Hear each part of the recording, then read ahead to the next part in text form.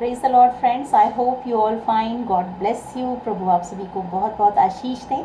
और मैं आपका वेलकम करती हूँ आज के सैबत स्कूल में, जो कि है 5 मई का, और इसका शीर्षक है दो गवाह। और दो गवाह हम जानेंगे इनके बारे में कि परमेश्वर का वचन जो है क्या बताता है। एक वर्ष को मैं पढ़ना चाहती हूँ, और ये ली गई है यूहन्ना अध्याय 5 और उसकी 39 वर्ष बताती है। प्रभु यीशु मसीह जो है कह रहे हैं, इसमें लिखा है, तुम पवित्र शास्त्र में ढूंढते हो क्योंकि समझते हो उसमें अनंत जीवन तुम्हें मिलता है, और यह वही है जो मेरी गवाही देता है। यहाँ पे प्रभु यीशु मसीह कह रहे हैं कि जो परमेश्वर का जो वचन है, जो बाइबल है, वो ही मेरी गवाही देता है। हम देखते हैं प्रभु यीशु मसीह का वर्णन हमें जो है नए नियम में मिलता है, और नए नियम से पहले आता है पुराना नियम। पुराना नियम जो है वो गवाही देता है प्रभु यीशु मसीह के आने की। यहाँ पे प्रभु यीशु मसीह ने कहा कि परमेश्वर का जो वचन है वही मेरी गवाही देता है, और तुम इसमें अनंत जीवन ढूंढते हो, जबकि अनंत जीवन प्रभु यीशु मसीह में निहित है। हम प्रभु यीशु मसीह को जाने, और प्रभु यीशु मसीह को जब हम जानते चले जाते हैं तो हम जो है एक सत्य से भरते चले जाते हैं। एक सत्य जो हमें प्रकाशमान करता है, एक सत्य जो हमें जो है आगे बढ़ने के लिए पवित्र आत्मा देता है, और हमारे जीवन को वो अपने हाथ में ले लेता है। हमारी इच्छा शक्ति को वो प्रबल करता है, और परमेश्वर की आज्ञाकारिता में हमको बढ़ाता है। प्रभु यीशु मसीह ने कहा कि पवित्र वचन जो है वो मेरी गवाही देता है। और हम आज के शीर्षक में हमने पढ़ा कि आज का जो शीर्षक है सैबत स्कूल का वो है दो गवाह। तो दो गवाह जो हैं इसके बारे में हम जानेंगे कि जो गवाह है, जो परमेश्वर की गवाही देता है, और प्रभु यीशु मसीह के पुत्र होने की जो व्याख्या करता है, वो पवित्र वचन ही हमें इसके बारे में बताता है। और पवित्र वचन हम जानते हैं दो भागों में बटा हुआ है, पुराना नियम और नया नियम, old testament and new testament. तो परमेश्वर का वचन जो दो भागों में बटा है, यही वो दो गवाह हैं जिनके द्वारा परमेश्वर की व्याख्या इस संसार के ऊपर जो है की गई है, कि मनुष्य जाति जो है इस गवाही को अपना ले और अपने जीवन को बचा ले, और प्रभु यीशु मसीह को ग्रहण करके अपने जीवन में सच्चाई के रास्ते पे चले, तो प्रभु यीशु मसीह उसको अनंत जीवन देते हैं। क्योंकि परमेश्वर जो कि जीवन का सोता है, प्रभु यीशु मसीह जो रोशनी है, जो जीवन है, वो हमारे अंदर प्रवेश करता है जब हम प्रभु यीशु मसीह को ग्रहण करते हैं। प्रभु यीशु मसीह को ग्रहण करना एक जो है चुनाव है हमारा, जो कि एक मनुष्य जाति अपने प्राण को बचाने के लिए करती है। प्रभु यीशु मसीह ने कहा कि अगर तुम अपनी ज़िंदगी भर में सब कुछ करते हो और अपने प्राण को खो देते हो तो तुम्हें क्या लाभ है। प्रभु यीशु मसीह को ग्रहण करने का मतलब है कि हम अपने प्राण को बचाते हैं, और उसकी जो गवाही है वो ये हमारा वचन देता है। परमेश्वर का वचन जो अद्भुत है, अनोखा है, और अपने में एक सामर्थ्य है उसके अंदर कि एक मनुष्य के हृदय को वो बदल सकता है। दुनियावी चीज़ों से निकाल के वो एक आत्मिक जो है संसारिक ज्ञान के बजाय वो आत्मिक ज्ञान उसको देता है। ये बाइबल हम एक मानवीय जो है एक किताब ना समझें, एक संसारिक चीज़ ना समझें, बल्कि एक ये अद्भुत चमत्कार, ये सामर्थ्य से परिपूर्ण एक जो है पवित्र वचन है, जो कि गवाही देता है प्रभु यीशु मसीह की। और प्रभु यीशु मसीह को जानना ही मनुष्य जाति का उद्धार है, अनंत जीवन उसमें निहित है। तो हम इसमें जानते हैं कि दो गवाह के बारे में वचन क्या बताता है। प्रकाशित वाक्य अध्याय 11 और उसके जो है 3, 4, 5, 6 4 वर्सेस को हम पढ़ेंगे। इसमें दो गवाह, यहाँ पर भी दो गवाह की बात हो रही है। इसमें तीसरी वर्ष कहती है, मैं अपने दो गवाहों को यह अधिकार दूंगा कि टाट ओढ़े हुए 1260 दिन तक भविष्यवाणी करें। ये वे ही जैतून के दो पेड़ और दो दीवट हैं जो पृथ्वी के प्रभु के सामने खड़े रहते हैं। यदि कोई उनको हानि पहुंचाना चाहता है तो उनके मुंह से आग निकलकर उनके बैरियों को भस्म करती है, और यदि कोई उनको हानि पहुंचाना चाहेगा तो अवश्य इसी रीति से मार डाला जाएगा। उन्हें अधिकार है कि आकाश यहाँ पे पवित्र वचन के बारे में बात हो रही है। ये उन्हें अधिकार है कि वो आकाश को बंद करें कि उनकी भविष्यवाणी के दिनों में मेघ न बरसे, और उन्हें सब पानी पर अधिकार है कि उसे लहू बनाएं, और जब जब चाहे तब तब पृथ्वी पर हर प्रकार की विपत्ति लाएं। यहाँ पे प्रकाशित वाक्य में हम देखते हैं किस तरह से हर चीज़ का एक वर्णन किया गया है, विपत्तियों का भी वर्णन है, मनुष्य जाति के हर एक एस्पेक्ट को इसमें समझाया गया है। तो परमेश्वर के लिए जो है ज़रूरी था कि वो अपने बनाए हुए मनुष्य को वो ज्ञान दे, जिससे कि वो उद्धार प्राप्त करे, और वो ज्ञान हमें पवित्र वचन के द्वारा मिलता है, और परमेश्वर की गवाही यही पवित्र वचन देता है। अब हम आगे पढ़ेंगे। इसमें लिखा है जकरिया नबी जो थे, इनका जो वर्णन है वो अध्याय 4 की जो है 14 और 2 और 6, 4th चैप्टर, उसकी हम 14th वर्स एंड 2nd और 6th वर्स को हम पढ़ेंगे। इसमें जो है बताया गया है कि किस तरीके से परमेश्वर ने, जो ये दो गवाहों के बारे में बात हुई है, पहले से ही जकरिया नबी को इसके बारे में इसका वर्णन किया है। तो मैं निकालना चाहूँगी जकरिया नबी की किताब,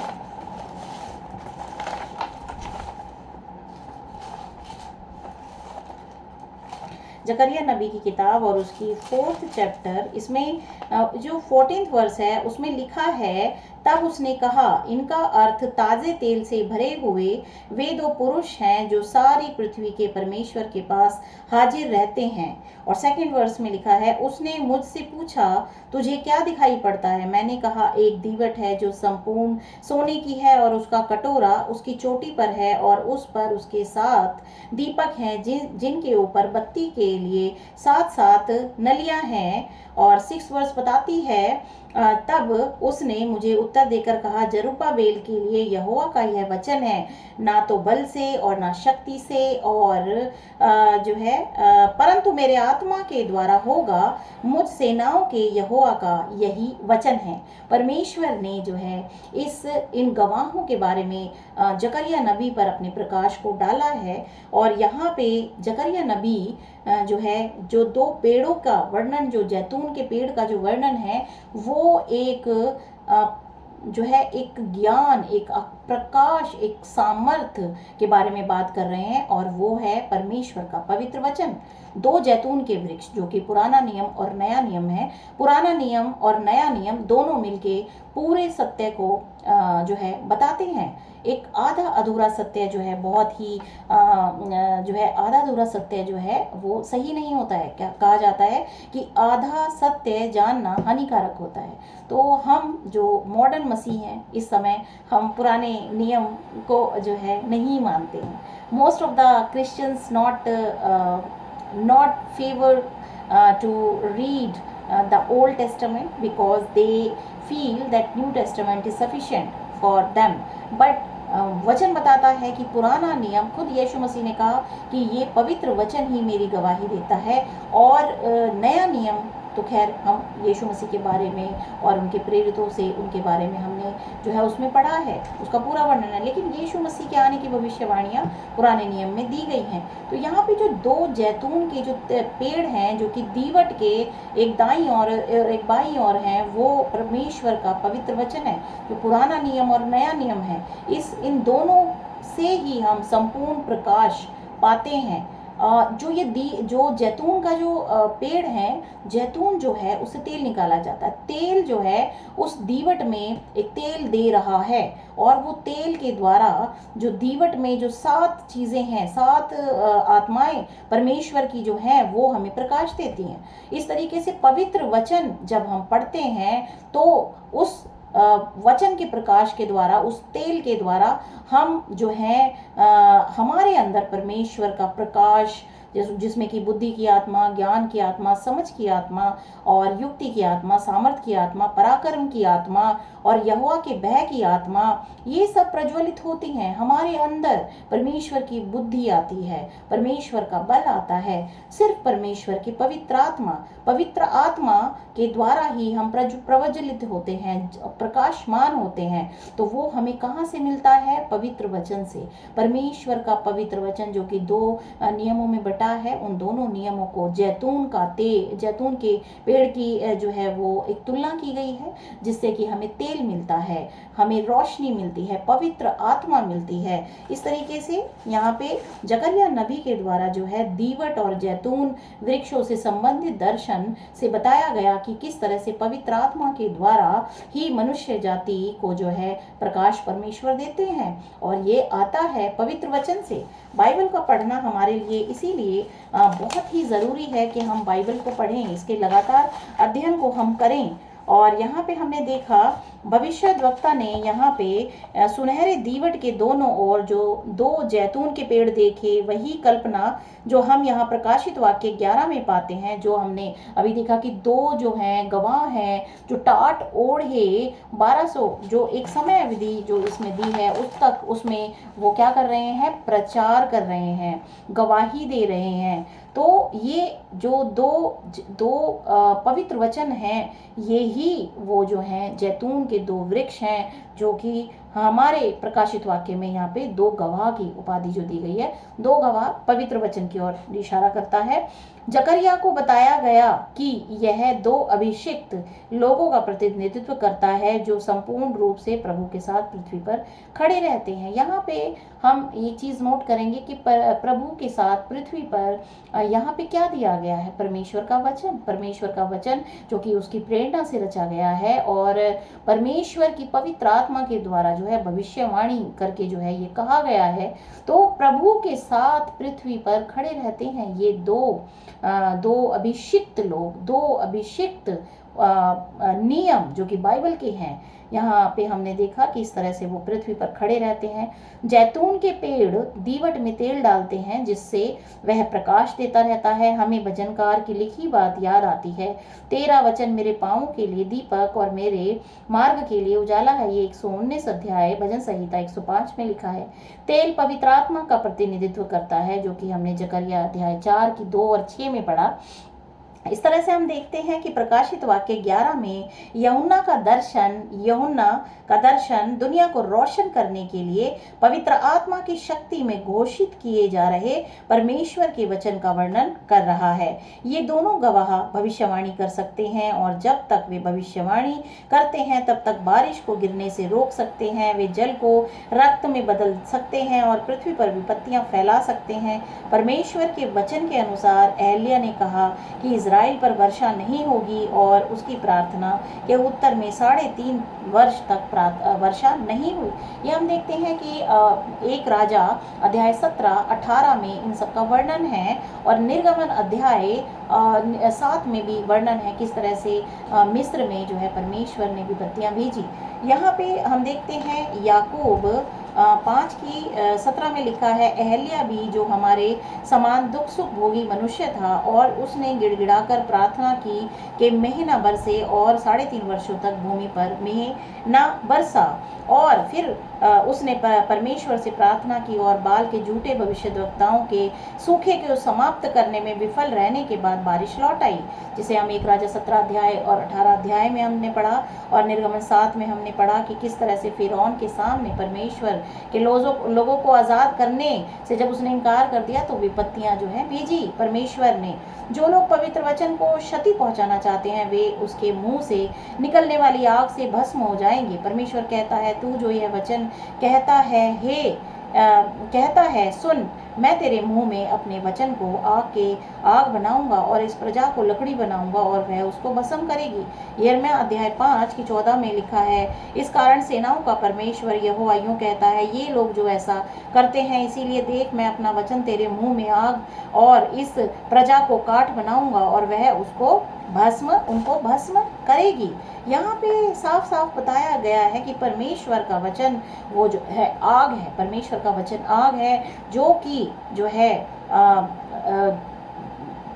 लकड़ी को वो जला सकता है, जो संसारिक दुष्ट की युक्ति है उसको वो जला सकता है और लोगों के हृदय को बदल सकता है। यहाँ पे लकड़ी, लोगों को, मैं इस प्रजा को लकड़ी बनाऊंगा और वो उनको भस्म करेगी। इसका मतलब है कि वो उनके हृदय पे जो है भारी होगी और वो उनको बदलेगी, भस्म करेगी। जो उनका सांसारिक जीवन है उसको भस्म करके वो एकात्मिक जीवन में उसे प्रवेश कराती है। वचन, परमेश्वर के वचन को सुनने के बाद ही एक व्यक्ति की जो आत्मिक जीवन है वो शुरू होता है। वो परमेश्वर को जान पाता है।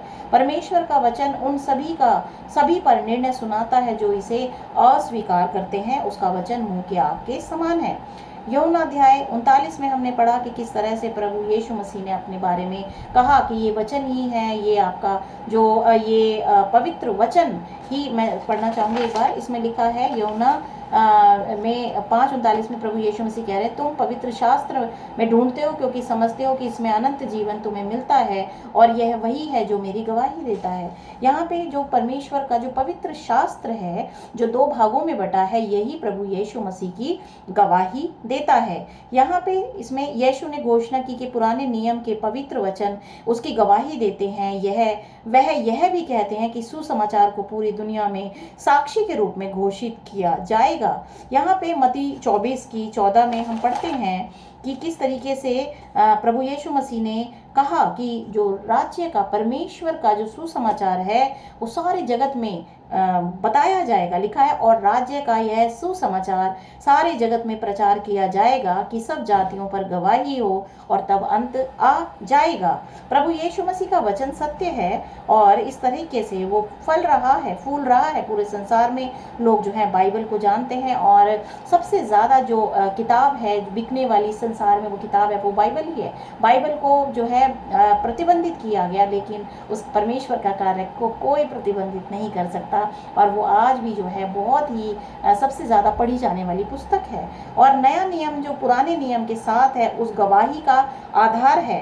यहाँ दोनों ही नियम जो हैं प्रभु यीशु मसीह की गवाही देते हैं और ये उस पर प्रभु यीशु मसीह की का आधार है। इन 2 पदों में प्रयुक्त गवाह के लिए शब्दों के समान मूल से एक शब्द प्रकाशित वाक्य 11:3 में प्रकट होता है कि 2 गवाह टाट ओढ़े जो हैं वो प्रचार करते हैं और ये प्रचार होता है बाइबल के द्वारा ही समस्त संसार में जो है परमेश्वर के सुसमाचार का प्रचार किया जा रहा है। तो ये ही है वो 2 गवाह। ये दोनों गवाह कौन है? तो मैं बताना चाहती हूँ बाइबल के दोनों ही नियम जो हैं वो गवाह हैं जो कि प्रभु यीशु मसीह की गवाही देते हैं। बाइबल के इन बिंदुओं और प्रकाशित वाक्य 11 में दी गई विशेषताओं को ध्यान में रखते हुए हम यह निष्कर्ष निकाल सकते हैं, हालांकि हठ धर्मिता से नहीं, कि दोनों गवाह पुराने और नए नियम के पवित्र वचन हैं जो संसार में परमेश्वर के प्रकाश और सच्चाई का संचार करते हैं। तो जो 2 गवाह हैं वो पुराना नियम और नया नियम है जो संसार में परमेश्वर के प्रकाश और सच्चाई का संचार करते हैं। तो आज हमें इसे महत्व देने की ज़रूरत है और हम प्रभु के वचन में जब हम बढ़ते चले जाते हैं तो परमेश्वर की सच्चाई और परमेश्वर के प्रकाश से हम बढ़ते चले जाते हैं। तो प्रभु आप सभी को बहुत आशीष दें। आमीन।